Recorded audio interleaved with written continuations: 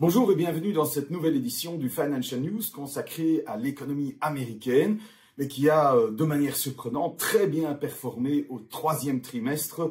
Pensez donc une croissance annualisée de presque 5%. C'est vraiment très dynamique si on le compare simplement à la moyenne de 2022 où on était plutôt à 1,9%.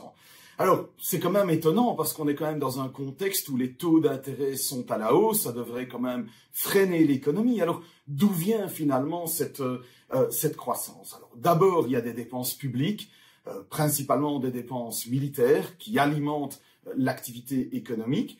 Deuxième élément, et également de manière surprenante, on a des dépenses ou de l'activité en matière de construction. Donc la construction de logements a apporté de l'activité économique. Et puis troisième élément, la consommation des ménages qui reste finalement très dynamique.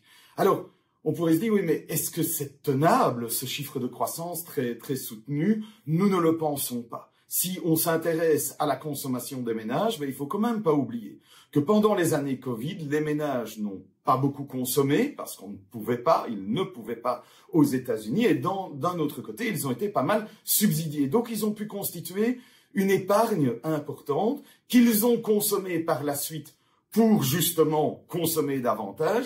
Mais cette espèce d'amortisseur d'épargne, eh bien, il est en train d'être entièrement vidé et donc ça ne va pas pouvoir continuer à soutenir la consommation des ménages. Deuxième élément, pendant les années Covid, on a décidé aux États-Unis un moratoire sur les prêts étudiants. Donc les gens ne devaient plus repayer leurs prêts étudiants. Eh bien, depuis septembre, ils doivent de nouveau payer leurs prêts étudiants, ce qui va être un choc négatif sur finalement leur revenu ou leur capacité à dépenser tout simplement. Et puis, dernier élément, n'oublions pas que les taux sont quand même plus élevés, ce qui impacte notamment le crédit à la consommation, et ça c'est très fortement utilisé aux États-Unis.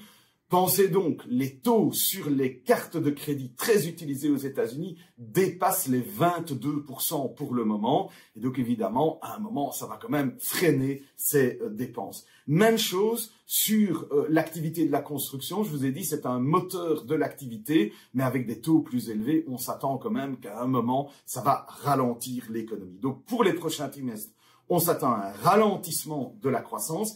Est-ce que les taux de croissance vont même être négatifs en début d'année? Ça pourrait être même négatif. Le ralentissement pourrait aller jusque-là. Enfin, il est probablement encore un peu tôt pour savoir quelle est l'ampleur du ralentissement de l'économie américaine. Mais un ralentissement, ça nous paraît relativement évident.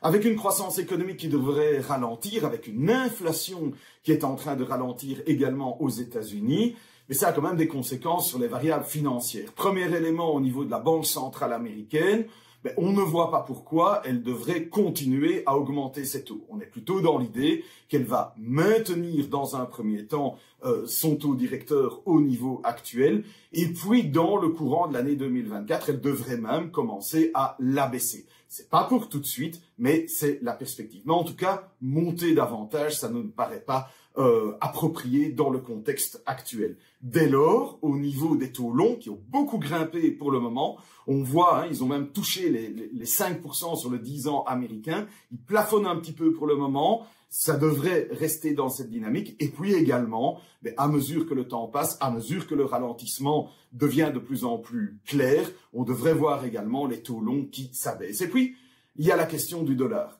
Avec un affaiblissement de l'économie, on devrait s'attendre à ce que le dollar s'affaiblisse également. Mais attention à court terme, parce qu'avec les problèmes géopolitiques, la guerre en Ukraine, les problèmes au Moyen-Orient, on le sait, le dollar est une valeur refuge. Donc pour le moment, à court terme, le dollar devrait rester fort, et ce n'est que dans un deuxième temps, encore une fois plutôt en 2024, qu'il devrait commencer à s'affaiblir.